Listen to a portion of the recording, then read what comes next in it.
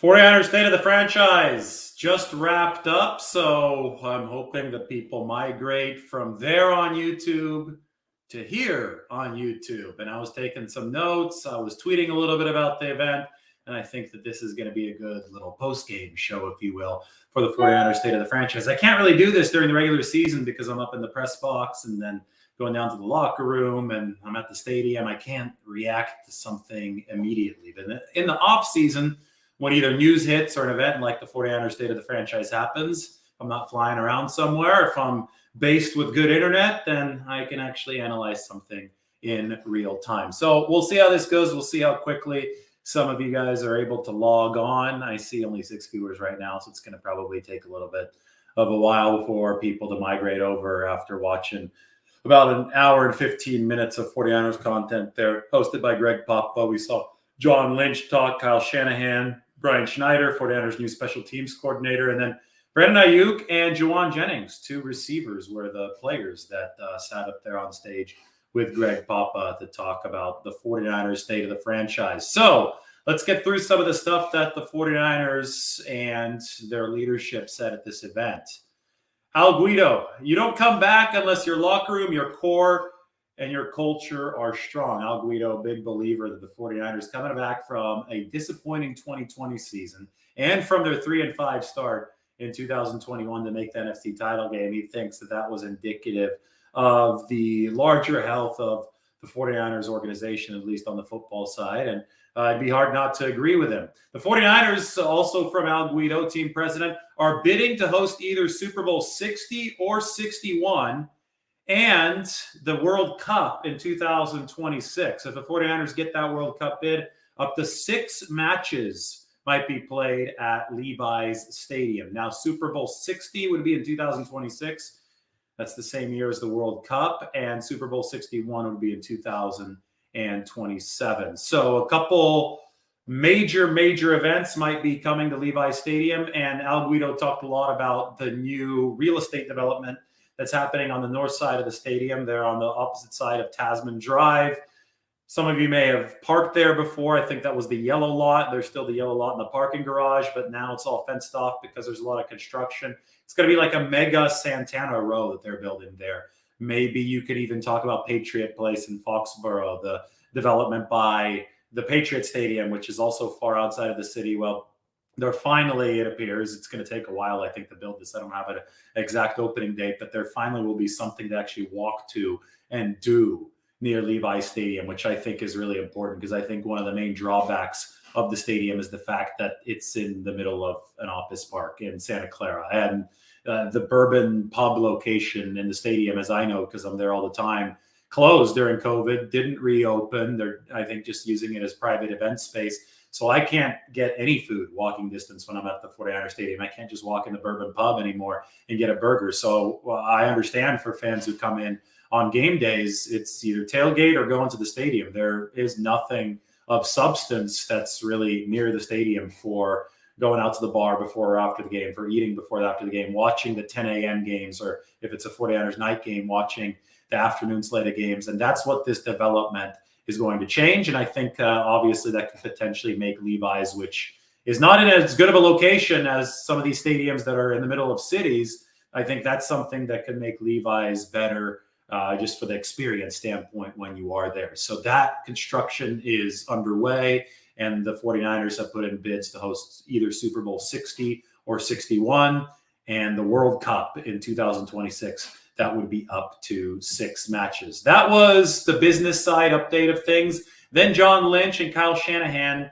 took the stage, and I'm going to go through some of the most relevant quotes, some of the lines that stood out to me in this event. John Lynch talking about the pass rush. 3 Mississippi is a lot easier than 4. This we need some background for. This goes back to John Lynch's playing career. He was obviously a defensive back, a safety for Tampa Bay and then Denver. And when John Lynch went from Tampa Bay to Denver, he saw a downgrade in the pass rush in front of him. The Tampa Bay Buccaneers were all about a ferocious front. Obviously, we talk about Warren Sapp and the guys up front getting after the quarterback like Derek Brooks for the Tampa Bay Buccaneers. Well, that made John Lynch's life a lot easier because he only had to cover for 3 Mississippi. Then he went to Denver. The D-line wasn't quite as good.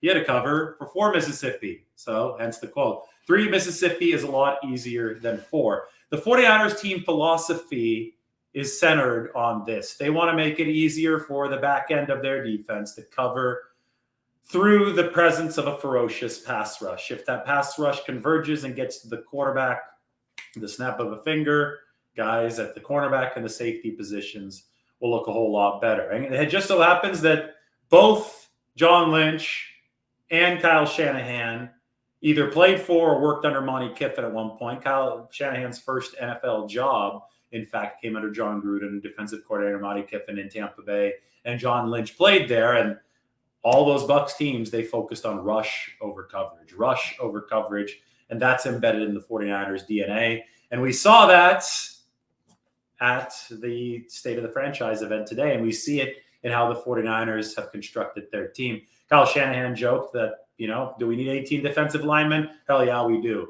We're going to keep on signing defensive linemen. It never was 18. I think the 49ers got up to 14, maybe 15 defensive linemen this offseason. They're probably only going to see 11 make the 53-man roster. They're probably going to carry a good 13 on the 90-man roster, but that's because philosophically, that's where the 49ers are rooted. They love building around the defensive line, and it goes back to the Lynch-Shanahan connection to Tampa Bay with Monty Kiffin and those great rush over coverage defenses.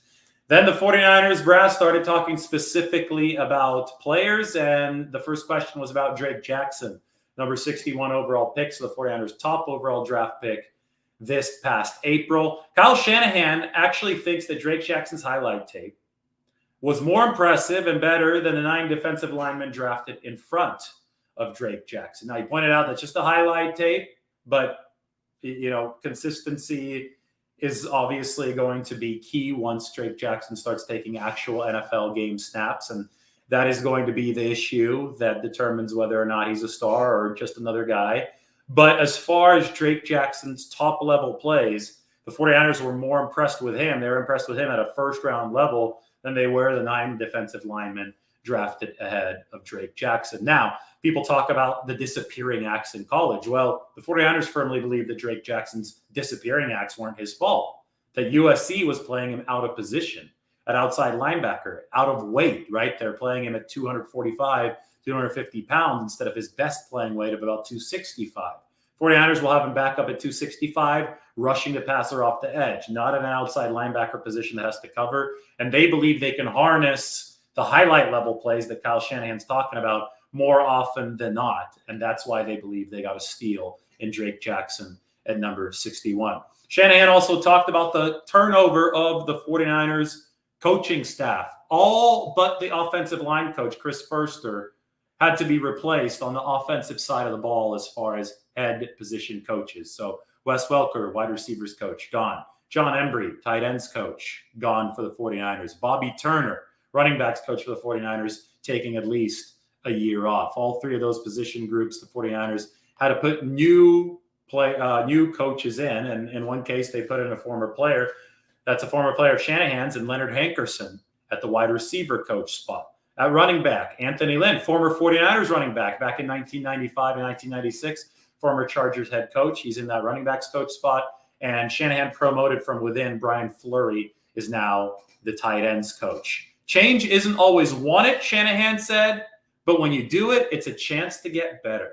Shanahan believes that the 49ers can legitimately do things in different, more meticulous ways to see improvement through some of this change. Brian Fleury, for example, total brainiac at that tight ends coach position, has coached all over the 49ers formation, has coached all over.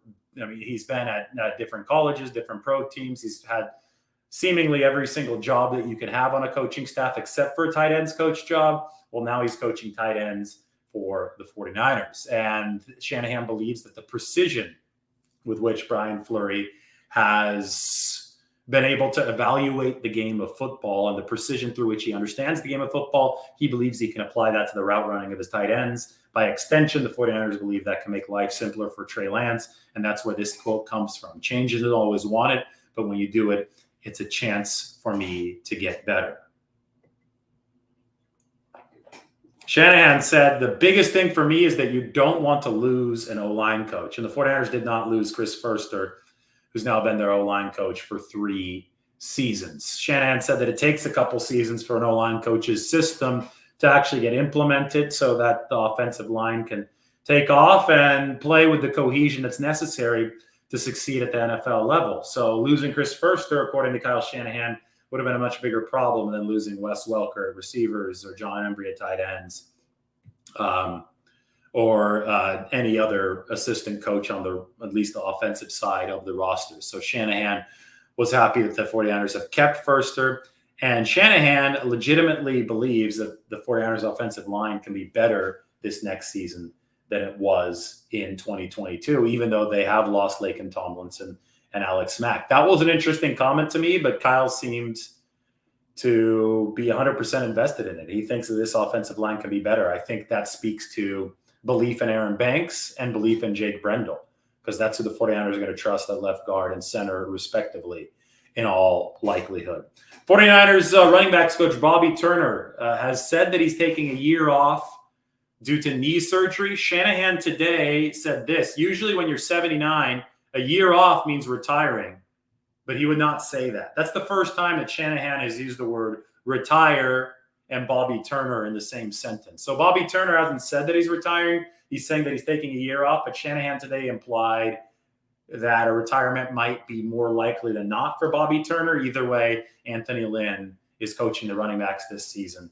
As I said, former 49ers running back and former Chargers head coach. Shanahan was asked about Frank Gore, who obviously retired as a 49er just a little while ago. Somebody mentioned blitz pickup, and Kyle Shanahan said blitz pickup is about putting your face in people and not hesitating. And he said that Frank Gore was born ready to do that, which made him so impressive. I've done videos about this. If you're just walking in, you could like this video, subscribe to the channel, and go watch my other ones about how it's absolutely ridiculous that Frank Gore is being talked about by some as somebody who's not a first ballot Hall of Famer. People who know football are going to make this guy a first ballot Hall of Famer. He's number 3 on the all-time rushing list. He could do this. He could stick his face in people and not hesitate. He was a great pass protector. He was tough as hell, 16,000 yards over 16 seasons in the NFL. That longevity alone should put Frank Gore into the Hall of Fame. Kyle Shanahan asked about the 49ers' big fish free agency pickup, cornerback Charvarius Ward. He's truly wired to cover guys. Shanahan thinks that Ward's best football is still in front of him. Ward put on a great 2021 season onto tape, and the 49ers think that he's just ascending into his prime. They talked a bit about Richard Sherman, who put a great 2019 season on tape for the 49ers. Was also good in 2018, but obviously was there toward the end of his career. Well, with Charvarius Ward, the 49ers believe they have a younger player on the upswing to be able to lock down one side of the field, especially in man coverage. That's what Kyle Shanahan is focusing on. This is really interesting. Brian Schneider, 49ers special teams coordinator, got up on the stage. He said that Oren Burks was his #1 ranked linebacker for special teams and free agency. Not only did he say that, but he said that George Odom was his #1 ranked safety for on special teams for free agency. In free agency. And then he said that Ray McCloud was his #1 returner in free agency for special teams. So between Oren Burks, George Odom, and Ray McCloud, all 3 players whom the 49ers ended up signing, they were actually on Brian Schneider's big board at the very top of it as #1 players. So we talk about the 49ers wanting to overhaul their special teams, which languished last season. They got a new coordinator in Brian Schneider. Well, they also really focused on player acquisition. And it just so happens that players at the top of Brian Schneider's wish list at 3 separate special teams positions are now 49ers, and Oren Burks, Ray McCloud, and safety George Odom. So I think that's really notable because that's one area where the 49ers certainly do need to get better. They weren't good enough on special teams last year. Now, this is also interesting. Shanahan said that he initially wanted Ray McCloud strictly as a wide receiver. He watched Ray McCloud film, 5'9", shutterbug kind of player. We think of a gadget weapon in Kyle Shanahan's offense, and Kyle said, I want him. Let's sign him. It wasn't until after that he saw all the returning, and Ray McCloud led the league in punt returning here very recently, that the 49ers said, well, we need a returner too, so of course let's sign this guy. But if it was just based on receiver production and receiver game tape alone, the 49ers also would have gotten Ray McCloud because Kyle Shanahan wanted him, and that's very, very significant because we've been talking about what the division of Ray McCloud's labor is going to be. Is he going to be a returner and then only a backup receiver, or is he going to be a featured part of Kyle Shanahan's offense? Well, if Kyle wanted him initially strictly as a receiver, Ray McCloud is going to be a featured part of this 49ers offense. Just heads up for those of you running fantasy teams. Kyle Shanahan on Trey Lance.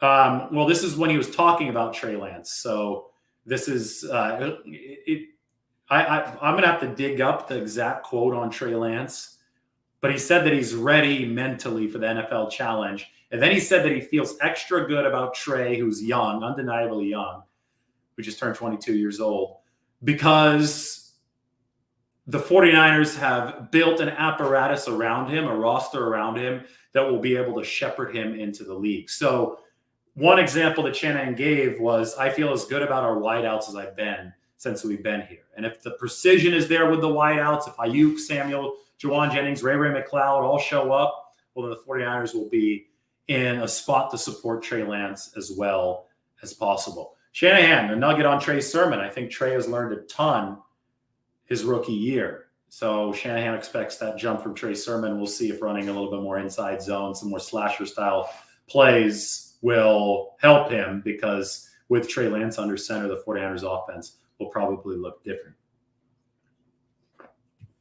Shanahan, I still think we have a chance to be better on the O-line. This is what I talked about a little bit ago. That's his quote. So that must mean he believes in Aaron Banks, and he believes in Jake Brendel at the left guard and the center positions. Shanahan, you don't really know how you can play until you get your ass kicked. Now, this was a little concerning to me, because Kyle Shanahan was talking about the offensive line being better even with new faces in 2022 than it was previously. But then he said this: you really don't know how you can play until you get your ass kicked. So he was saying it could happen in preseason, it could happen in week one, but he was essentially implying that this new group of 49ers players, because we know that there are new faces that are going to be populating key positions, he said this new group of players is going to have to get its ass kicked at some point to show that it can respond in a way that winners do respond. So everybody could look good, according to Kyle Shanahan, up until the point that they get their asses kicked. And then the people that aren't very good, well, they're going to stay not looking very good. They're going to let that situation take them down. But the people that are good, the players that are able to rise above it, they're going to use the ass kicking to fuel them into consistency, to learn from a bad lesson, to be a better player moving forward. So the fact that Kyle Shanahan combined that talk with offensive line is the biggest question in my head. You're going to be nervous if you're a 49ers fan entering this season about the 49ers O-line, but do know that Kyle Shanahan still thinks the 49ers can be better there, even though they lost Mack and Laken Tomlinson. Juwan Jennings came up on stage, credits his basketball background for his separation ability. Just about a week ago, Shanahan said that Juwan Jennings may separate better from man covers than any other 49ers wideout. And that's despite the fact that Jennings is objectively not fast in straight line speed, a 4.7 40 coming out of Tennessee.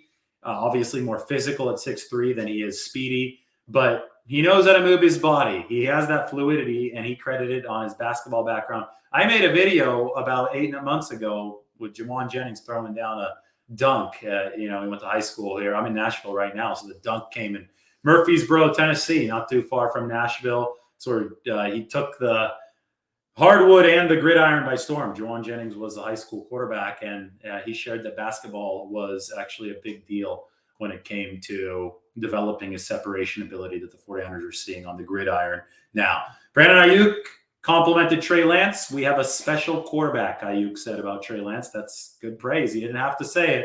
It was part of a longer answer. It's how Brandon Ayuk finished the answer, and he's been working out with Trey Lance this offseason. Finally, last cool update from Brandon Ayuk. Danny Gray, new 49ers wide receiver, has hit 23 miles an hour. I think this happened at SMU, obviously with one of the trackers, I think in the shoulder pads. 23.09 miles per hour is how fast Raheem Mostert ran on the pitch sweep touchdown, 80 yards, 75 yards against the New York Jets in week 2 of the 2020 season. That is the fastest time on record for the NFL. I don't think anybody's actually surpassed that 23.09 miles per hour. So Danny Gray hitting 23 miles per hour at SMU, that means he's got Raheem Mostert-like speed. And we've already seen this on the practice field. The guy can fly. New dimension for Kyle Shanahan's offense to blow the top off of defenses. So hope you guys enjoyed this. I wanted to give a quick recap of what I learned here at the 49ers State of the Franchise event and some of the key quotes from that event. So like the video, subscribe to the channel, and we'll talk to you all soon. Thanks again for tuning in, and I hope that you enjoyed the nice afternoon of full 49ers content. I also have a video about my 49ers 53-man roster breakdown. And before I sign off, maybe you guys can watch it somewhere else. I could put the comment, I could put the link in the comment section, but I think that I'll do that a little bit later. I won't put it in the live chat. I'll maybe put it in the one that comes after this video is already up. All right, thanks guys. Appreciate everything. Enjoy the rest of your Wednesday, and we'll talk to you all soon. Appreciate the support of the channel. Take care now.